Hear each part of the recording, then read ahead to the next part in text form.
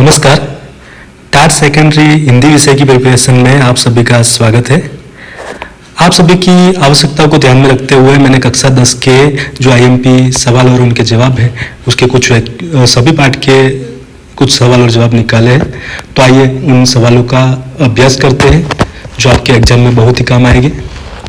शुरुआत करते हैं। सवाल नंबर 1, प्रभु जी तुम चंदन हम पानी का साहित्य प्रकार और कृति का नाम लिखिए। तो साहित्य प्रकार जो है प्रार्थना गीत है और जो कृति के रत्नाकर जो है वो रैदास है। सवाल नंबर 2, रैदास का जन्म जो है काशी में हुआ था। रैदास भगवान के कैसे भक्त है? तो रैदास भगवान के एक निष्ठ भक्त है। इसके अलावा एक इसी काव्य में से एक सवाल और भी आईएमपी है कि सोने का महत्व कब बढ़ जाता है, कब ज्यादा हो जाता है? तो इसका उत्तर जो आएगा जब सोने में सुहागा मिलाया जाता है। अगर प्रभु जी मोती है तो कवि क्या है? तो कवि जो है धागा है। इसके अलावा और आईएमपी सवाल देख लेते हैं। अगर प्रभु जी दीपक है तो कवि क्या बनना चाहते हैं? तो कवि बाती बनना चाहते हैं। पाठ नंबर 2, बूढ़ी काकी, जिसके लेखक है प्रेमचंद। बूढ़ी काकी कहानी के लेखक कौन है? तो प्रेमचंद इसका जवाब आएगा। आगे 5वां सवाल, प्रेमचंद का जन्म कहाँ हुआ था? तो प्रेमचंद का जन्म जो है उत्तर प्रदेश वाराणसी के निकट लम्ही गांव में हुआ था। इसके अलावा प्रेमचंद की 300 कहानियां किसमें संग्रहित है? तो मानसरोवर के 8 भाग में संग्रहित है। इसके अलावा इसी पाठ में से एक और आईएमपी सवाल है कि बूढ़ी काकी ने क्या निर्णय किया? तो उसके ऑप्शन है कचौड़ियां नहीं खाने का, चलकर कड़ा के सामने बैठने का, कचौड़ी किसी से मंगवाने का, या फिर चोरी से कचौड़ी खाने का। तो इसका सही जवाब आएगा चलकर कड़ा के सामने बैठने का। रूपा ने खाना देकर बूढ़ी काकी को क्या करने को कहा? तो रूपा ने खाना देकर बूढ़ी काकी को परमात्मा से प्रार्थना करके अपना अपराध क्षमा करने को कहा। बूढ़ी काकी को झूठी पुड़िया खाते हुए देखकर रूपा की क्या हालत हो गई? तो करुणा और भय से उसकी आंख भर आई। यह सही उत्तर आएगा। आगे देखते हैं 7वें नंबर का सवाल, रस खान का असली नाम क्या था? तो सवैया जो तीसरे नंबर का जो काव्य है, पद है रस खान का, और उसमें से पूछा गया सवाल है कि रस खान का असली नाम जो है सैयद इब्राहिम। सवाल नंबर 8, भारतेंदु हरिश्चंद्र ने रस खान के बारे में क्या कहा है? तो इन मुसलमान हरिजनन पर कोटिक हिंदू वारिये। सवाल नंबर 9 है जो उसमें गलती हुई है कि एक प्रश्न 4 उत्तर के कवि की जगह लेखक का नाम आएगा और साहित्य प्रकार जो है वह लेख आएगा। इसके अलावा जो बात करें तो 10वें नंबर का सवाल है कि मीरा का जन्म कहाँ हुआ था? तो मीरा का जन्म जो है मेड़ता राजस्थान जोधपुर कुर्की नाम के गांव में हुआ था। यह उसका सही जवाब आएगा। 11वें नंबर का सवाल, मीरा को उनके दादाजी कितनी उम्र में मेड़ता ले गए? तो 2 वर्ष की उम्र में मेड़ता ले गए। मीरा के विवाह के कितने साल बाद भोजराज का स्वर्गवास हुआ? तो 7 वर्ष के बाद। सवाल नंबर 13, कालिदास का प्राणी प्रेम के लेखक और साहित्य प्रकार लिखिए। तो मोहन राकेश और नाट्यांश जो है साहित्य प्रकार है, इसके लेखक मोहन राकेश है। मोहन राकेश का जन्म कहाँ हुआ था? तो पंजाब के अमृतसर में। मोहन राकेश के नाटक और रत्नाएं लिखिए। नाटक है आधे अधूरे, लहरों के राजहंस, आषाढ़ का एक दिन, अंडे के छिलके, एकांकी, बीत नाटक, आईने के सामने, सारा आकाश, आखिरी चट्टान तक। सवाल नंबर 16, कालिदास के प्राणी प्रेम के पात्र लिखिए। तो प्रमुख पात्र जो है मल्लिका, कालिदास, दंतुल और शिशु हिरण सावक। सवाल नंबर 17, जन्मभूमि के लेखक और साहित्य प्रकार लिखे। तो सुमित्रा नंदन पंत सही जवाब आएगा। सुमित्रा नंदन पंत का जन्म कहाँ हुआ था? तो उत्तराखंड के अल्मोड़ा जिले का कौसानी गांव। सवाल नंबर 19, सुमित्रा नंदन पंत के प्रमुख काव्य लिखे।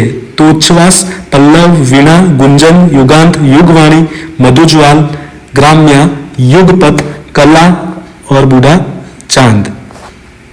सवाल नंबर 20, जन्मभूमि काव्य में भारत की किन नारियों की बात बताई गई है? तो सीता, राधा, अहल्या की। सुधा कुलकर्णी ने अपनी पढ़ाई किस क्षेत्र में की थी? तो कंप्यूटर विज्ञान में। सवाल नंबर 22, शक्ति और क्षमा कुरुक्षेत्र की सीख के लेखक और साहित्य प्रकार लिखे तो रामधारी सिंह दिनकर कथा काव्य। रामधारी सिंह दिनकर के काव्य संग्रह कौन से हैं? तो रेणुका, हुंकार, रसवंती। रामधारी सिंह दिनकर के प्रबंध काव्य लिखे तो कुरुक्षेत्र, रश्मिरथी, उर्वशी। रामधारी सिंह दिनकर के चिंतन परक निबंध लिखे अर्धनारीश्वर, मिट्टी की ओर तथा रेती के फूल। रामधारी सिंह दिनकर को जो है कल जो 24 तारीख थी उनकी जन्मतिथि थी। इसके अलावा बात की जाए उनके बारे में तो उनको 1972 या 77 में ज्ञानपीठ पुरस्कार से भी सम्मानित किया जा चुका है। मैथिली शरण गुप्त के बाद में राष्ट्र कवि के नाम से भी वे जाने जाते थे। रामधारी सिंह दिनकर का जन्म जो है बिहार के मुंगेर जिले के सिमरिया नामक गांव में हुआ था। जीने की कला के लेखक और साहित्य प्रकार क्या है? तो मौलाना अबुल कलाम आजाद निबंध साहित्य प्रकार है। भारतवर्ष हमारा है कवि और साहित्य प्रकार क्या है? तो बालकृष्ण शर्मा नवीन कविता साहित्य प्रकार। बालकृष्ण शर्मा नवीन का जन्म कहाँ हुआ था? तो मध्य प्रदेश के शाहजहांपुरा परगने के मयाना गांव में। बालकृष्ण शर्मा नवीन की प्रसिद्ध रचनाएं लिखे तो कुमकुम, रश्मि रेखा, उर्मिला, हम विश्व पाई, जन्म के। सवाल नंबर 31 एक नई शुरुआत के लेखक और साहित्य प्रकार क्या है? तो जाकिर अली रजनीश कहानी साहित्य प्रकार है। जाकिर अली रजनीश का प्रसिद्ध उपन्यास कौन सा है? तो गिनीपिग, समय की चोरी। सवाल नंबर 33 जाकिर अली रजनीश को उत्कृष्ट लेखन के लिए कौन कौन से पुरस्कार प्राप्त हुए? तो विज्ञान कथा भूषण सम्मान, भारतेंदु हरिश्चंद्र पुरस्कार, सदना पुरस्कार। सवाल नंबर 34 जाकिर अली रजनीश की मुख्य पुस्तकें कौन सी है? तो चमत्कार, सपनों के गांव, विज्ञान की कथाएं। एक नई शुरुआत कहानी के पात्र लिखे तो प्रोफेसर रामेश, सहायक माधवन, जिगरी दोस्त आनंद। साधोपदेश के कवि और साहित्य प्रकार लिखे तो काका हाथरसी हास्य व्यंग्य साहित्य प्रकार आएगा। काका हाथरसी का मूल नाम क्या था? तो प्रभुलाल गर्ग। काका हाथरसी को किस वर्ष और किस पद से सम्मानित किया गया? तो 1985 में पद्मश्री से सम्मानित किया गया। इसके अलावा इसी पाठ में से एक सवाल है, धूर्त बाबा गौमुखी हाथ में लेकर क्या करते हैं? तो भीतर से मीठी चूरी चलाते हैं। क्या छोड़कर कवि निष्काम सेवा करने को कहते हैं? तो फल की इच्छा।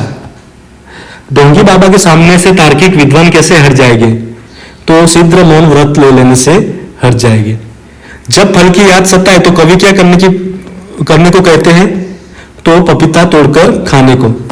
साधोपदेश काव्य में किस बात का चित्रण किया गया है? तो ढोंगी धूर्त बाबाओं की लीला का चित्रण किया गया है। या एमपी सवाल जो थे साधोपदेश में से। काका हाथरसी को किस वर्ष और किस पद से सम्मानित किया गया? तो 1985 में पद्मश्री से। सवाल नंबर 40 मेरी मां के लेखक और साहित्य प्रकार लिखे तो राम प्रसाद बिस्मिल आत्मकथा अंश साहित्य प्रकार है। इसके अलावा आगे सवाल कि राम प्रसाद बिस्मिल का जन्म स्थान कहां है? तो उत्तर प्रदेश शाहजहांपुर। राम प्रसाद बिस्मिल किस नाम से पत्रिकाओं में लिखते रहे? तो राम तथा अज्ञात। इसके अलावा दूसरे का कुछ अन्य सवाल भी है जिसका अभ्यास करते हैं कि राम प्रसाद जी के पिताजी और दादाजी किस बात का अनुरोध करते हैं? तो उनके विवाह का। राम प्रसाद जी की लखनऊ कांग्रेस में जाने की इच्छा का विरोध किसने किया? तो इसका सही उत्तर आएगा दादी जी और पिताजी ने। राम प्रसाद जी अपने जीवन और साहस का श्रेय किसको देते हैं? तो माताजी और गुरुदेव को। माताजी का राम प्रसाद जी के लिए सबसे बड़ा आदेश क्या था? तो किसी की प्राण हानि न हो। गुरु गोविंद सिंह जी की धर्मपत्नी के अपने पुत्रों की मृत्यु की खबर सुनकर क्या हालत हुई थी? तो वह बहुत प्रसन्न हुई थी। राम प्रसाद जी की माताजी कितने साल की उम्र में विवाह कर शाहजहांपुर आई थी? तो इसका सही जवाब आएगा 11 साल की उम्र। राम प्रसाद जी अपना शरीर कैसे त्यागना चाहते हैं? तो अपनी माताजी के चरणों को प्रणाम करके परमात्मा का स्मरण करते हुए अपना शरीर त्यागना चाहते हैं।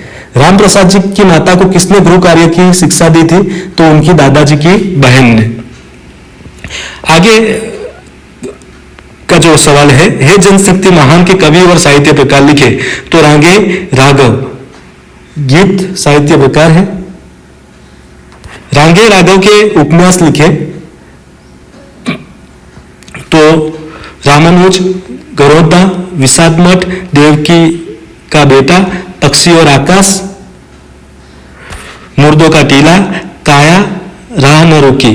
रांगे राघव के काव्य और कविताएं लिखे तो अजय खंडहर, मेघावी, पिघलते पत्थर, राह के दीपक। इसके अलावा कुछ और सवाल का अभ्यास करते हैं। कवि महाजागरण गर्जन करके क्या करना चाहते हैं? तो अविराम चेतना लाना चाहते हैं। किसको जगा कर कवि जलती आग बुझाना चाहते हैं? तो मजदूर और किसान को। हम किसका गायन करते हैं? तो हम बुद्धि का गायन करते हैं। कवि किसे जगाना चाहते हैं? तो भारत की जनशक्ति को। कवि पृथ्वी पर क्या बनाना चाहते हैं? तो स्वर्ग बनाना चाहते हैं। कवि क्या लेकर उन्नति पथ पर क्या लेकर बढ़ना चाहते हैं? तो ज्योति। हम किसके पूत हैं? तो विजयोन्मादी क्रांति के। हम नवयुग के क्या हैं? तो इसका जवाब आएगा अग्रदूत।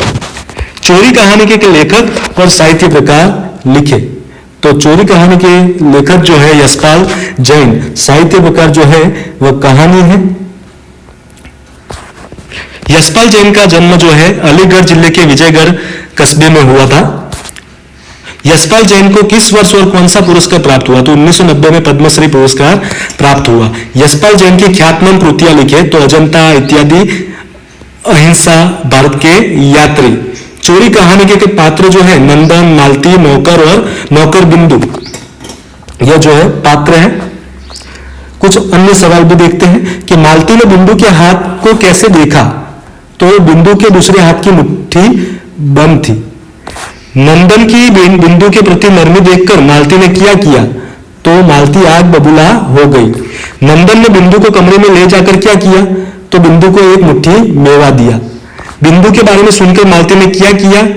तो पैरों में चप्पल डालकर बिंदु को लेने चली गई। कोठरी में बिंदु क्या कर रहा था? तो भूखा प्यासा कोठरी में पड़ा था। बिंदु कमरे से क्या लाया था? तो बिंदु कमरे से मेवा लाया था। बिंदु के हाथ की मुट्ठी बांध मुट्ठी देख मालती ने क्या सोचा? तो बिंदु कमरे से कुछ लाया है। बिंदु ने मेवे का क्या किया था? तो फेंक दिया था। नंदन के हिसाब से किस बात से चोरी की भावना को जन्म मिलता है? तो जो सबको नहीं मिलती ऐसी चीजें खाने से। बिंदु का जवाब सुनकर मालती ने क्या सुझाव दिया? तो बिंदु को पुलिस में दे देने का। मालती की आवाज सुनकर बिंदु ने क्या किया? तो बिंदु की चाल में तेजी आ गई। आगे कुछ और सवाल का अभ्यास करते हैं। कश्मीर के कवि और साहित्य प्रकार लिखे तो वीरेंद्र मिश्र जो है कवि है और कविता साहित्य प्रकार है। वीरेंद्र मिश्र को कौन से पुरस्कार प्राप्त हुए? तो देव पुरस्कार, निराला पुरस्कार। आगे का सवाल, वीरेंद्र मिश्र के काव्य संग्रह लिखे गीतम, अविराम, अचल, मधुवंती, लेखनी बेला, झुलसा है छाया, शांति, गंधर्व, न धूप में, काले मेघा पानी दे। कुछ और सवाल का अभ्यास करते हैं। कवि कश्मीर के मन को कैसा बताते हैं? तो गंभीर, इसका सही जवाब आएगा। किरणों की मालिन कहां धूप बिखेर रही है? तो बजरी में। देवदारू की छाया में क्या हो रहा है? तो पश्मीना ध्वज फहरा रहा है। चांद कहां छुपा है? तो बदली में। मखमली गलीचे पर कब मस्ती से छा जाती है? जब हवा आकर नई गजल गाती है तब। कश्मीर को कवि क्या बताते हैं? तो भारत की बर्फीली पगड़ी। हवा आकर क्या करती है? तो नई गजल गा जाती है। कविता में कवि ने किसकी प्रेम कथा का उल्लेख किया है? तो इसमें जवाब आएगा विल्हण की। भ्रमर क्या करता है? तो सहनाई बजाता है। कवि को कश्मीर में झरने कैसे लगते हैं? तो शीतल लगते हैं। इसका सही जवाब आएगा। कौन सी राहों में पश्मीना ध्वज फहरा रहा है? तो अमरनाथ की राहों में। रत्ना के लेखक और साहित्य प्रकार लिखे। रत्ना रघुवीर चौधरी जो है इसका साहित्य प्रकार एकांकी। रघुवीर चौधरी का जन्म जो है बापूपुरा गांधीनगर गुजरात में हुआ था। रघुवीर चौधरी को कौन सा और कब पुरस्कार मिला? तो ज्ञानपीठ पुरस्कार 2015 में उन्हें मिल चुका है। रघुवीर चौधरी को किस साहित्य के लिए साहित्य अकादमी पुरस्कार मिला था? तो उपन्यास कथा त्रयी के लिए। रत्ना एकांकी के पात्र जो है गोपी, निलय, रमेश, नरेश, अविनाश, जैसे पात्र है। गोपी के घर प्रसाद जी की कविता कौन सुनाने वाला था? तो अविनाश सुनाने वाला था। तुम चाहो तो शिष्ट भाषा में आवेदन पत्र दे सकते हो, यह वाक्य कौन कहता है? तो यह वाक्य रमेश कहता है। कुछ और सवाल इस पाठ में से रत्ना एकांकी में से देखते हैं कि पत्थर फेंकते वक्त नरेश के साथ क्या होता है? तो इसका सही जवाब आएगा वह संतुलन गवा देता है और पत्थर अविनाश को लग जाता है। पथराव करने से कौन नहीं रुकता है? तो नरेश नहीं रुकता है। सदस्य साहबों ने क्या कहलवाया था? तो शिष्ट भाषा में आवेदन पत्र देने का। रमेश साहबों को देने का पत्र किसको देता है? तो इसका सही जवाब आएगा चौकीदार को। रमेश अविनाश को क्या करने को कहता है? तो इसका सही जवाब आएगा वहां से चले जाने को। पथराव करने के सुझाव का विरोध कौन करता है? तो इसका सही जवाब आएगा अविनाश। अविनाश के कार्यालय के दरवाजे के पास खड़े हो जाने पर बाकी सब क्या करते हैं? तो अविनाश को बचाकर पत्थर फेंकते हैं। सबको घोटालों के बारे में किसने जगाया था? अविनाश ने जगाया था। चौकीदार पत्र देख आकर क्या करता है? तो बिना बोले ताला लगाने लगता है। गोपी को विद्रोह और प्रतीक्षा के बीच क्या होने की संभावना लगती है? तो विद्रोह और प्रतीक्षा के बीच किसी नए प्रसाद की रचना जन्म ले। सबको उपवास करने को किसने कहा था? तो इसका सही जवाब आएगा रमेश ने। पथराव रोकने के लिए अविनाश क्या करता है? तो कार्यालय के दरवाजे के पास जाकर खड़ा हो जाता है। अविनाश की बात किसे छू जाती है? तो रमेश को सही जवाब आएगा। निमेश और बाकी सब क्या निर्णय ले चुके थे? तो हमारे हाथ ही पर्याप्त है। अविनाश को कार्यालय के दरवाजे के पास खड़ा देखकर गोपी क्या करती है? तो अविनाश को बचाने बाकी लोगों के आगे इधर उधर चलती है। आगे का जो सवाल है, तोता और इंद्र के कवि कौन है? तो नरेंद्र मालवीय इसका सही उत्तर आएगा। इसके अलावा कुछ और सवाल देख लेते हैं। पेड़ किस कारण से सूख रहा था? तो विष के कारण सूख रहा था। तोते ने किसको हरदम अपने सुख दुख का साथी माना था? तो वही सूखे पेड़ को जिस पर वह रहता था। किसने पेड़ पर आफत ढा दी थी? तो शिकारी के विष से बुझे बाण ने। तोते ने इंद्र को क्या वर मांगा? इंद्र से क्या वर मांगा? तो सूखे पेड़ को हरा भरा कर देने का वरदान मांगा। वन से गुजरते हुए इंद्र ने क्या देखा? तो अति भरी सूखा पेड़। सूखे पेड़ के खोखले में कौन था? तो इसका सही जवाब आएगा तोता। तोता सूखे पेड़ को छोड़कर क्यों नहीं जाना चाहता था? वह पेड़ के दुख में हाथ बटाना चाहता था। तो तोते को उस सूखे पेड़ की डाली क्यों प्यारी थी? तो इसका सही जवाब आएगा वह तोता उसी पेड़ पर जन्मा था। निकट के निर्जन वन से कौन गुजर रहा था? तो इसका सही जवाब आएगा इंद्र। तोता और इंद्र कविता में कौन सी पुण्य भूमि की महिमा की गई है? तो काशी की। इंद्र को किस बात का अचरज हुआ? तो इसका सही जवाब आएगा जंगल के हरे भरे पेड़ छोड़कर तोता सूखे पेड़ पर रहता था। आगे के जो सवाल है वह देखते हैं। सवाल नंबर 63, एल्बम कहानी के लेखक और साहित्य प्रकार लिखिए। तो सुदर्शन इसका सही जवाब आएगा और साहित्य प्रकार है कहानी। सुदर्शन का जन्म जो है सियालकोट वर्तमान पाकिस्तान में हुआ था। सुदर्शन के कहानी संग्रह जो है पुष्पलता, सुदर्शन सुधा, तीर्थ यात्रा, सुदर्शन सुमन और पनगट। सुदर्शन की पहली कहानी कब प्रकाशित हुई थी? तो 1920 में सरस्वती पत्रिका में। एल्बम कहानी के मुख्य पात्र कौन है? तो पंडित सादीराम, लाला सदानंद, ये जो है मुख्य प्रमुख पात्र है। इसके अलावा और सवाल देख लेते हैं हम कि सादीराम को लाला को कितने पैसे देने थे? तो सही जवाब आएगा 500 रुपए। लाला जी अच्छी तस्वीरों को क्या करना चाहते थे? तो एल्बम बनाना चाहते थे। पंडित सादीराम क्या चाहते थे? तो लाला सदानंद का रुपया अदा कर देना। पंडित जी किस बात से बहुत प्रसन्न थे? तो यह सोचकर कि उन्होंने लाला का ऋण उतार दिया है। पंडित सादीराम आह भरकर क्या सोचने लगे? तो क्या यह ऋण कभी सिर से न उतरेगा? पंडित जी से एल्बम खरीदने वाला कौन था? तो इसका सही जवाब आएगा लाला सदानंद। होश आने पर पंडित जी को लाला ने क्या कहा? तो यह एल्बम मैंने सेठ से मंगवा लिया है। मासिक पत्रिकाएं किसकी थी? तो इसका सही जवाब आएगा पंडित जी के बड़े भाई की। लाला ने पंडित जी के अलमारी में क्या देखा? तो कई 100 बंगला हिंदी और अंग्रेजी मासिक पत्रिकाएं। सादीराम ने पैसा बचाकर कितने पैसे जोड़ लिए थे? तो इसका सही जवाब आएगा 80 रुपए। आगे सवाल देखते हैं, पहेलिया मुकरिया के रचयिता कौन है? तो पहेलिया मुकरिया के जो रत्नाकार है वह अमीर खुसरो है। इसके अलावा दूसरे सवाल देखते हैं, चक्की के दो पाटों में क्या समानता है? दोनों एक ही रंग की है। साजन और ढोल में क्या विशेषता है? दोनों के बोल मीठे हैं। रोटी जलने और पान सड़ने का कारण क्या है? तो फेरा न था। तोता क्या किए बिना नहीं सोता? तो राम भजन किए बिना नहीं सोता। लोटा तन का कैसा है? तो छोटा है। चक्की के दोनों पाटों की क्या विशेषता है? तो एक फिरता है और एक टाढ़ा है। जूता नहीं पहनने और समोसा नहीं खाने का कारण क्या है? तो तला नहीं था। आगे सवाल देखते हैं, भीतरी समृद्धि के लेखक और साहित्य प्रकार लिखे। चंद्रकांत मेहता और साहित्य प्रकार निबंध। इसके अलावा दूसरे कई और अन्य जो सवाल है वह भी देख लेते हैं कि जीवन भक्ति कब कम हो जाती है? तो जब द्रव्य भक्ति बढ़ जाती है तब। पहले किसके द्वारा आनंद की प्राप्ति होती थी? तो इसका सही जवाब आएगा त्याग से। मनुष्य कब तक अंदर से अमीर था? तो जब तक पैसे की खोज नहीं हुई थी। मनुष्य यदि उदार बनता है तो क्या बनता है? देवदूत बन जाता है। क्या खरीदने के लिए जॉन ने 5 शिलिंग जमा करने के लिए पैदल यात्रा की थी? तो वनस्पति शास्त्र का ग्रंथ। आगे का सवाल देखते हैं, भूख के रचयिता और साहित्य प्रकार लिखिए।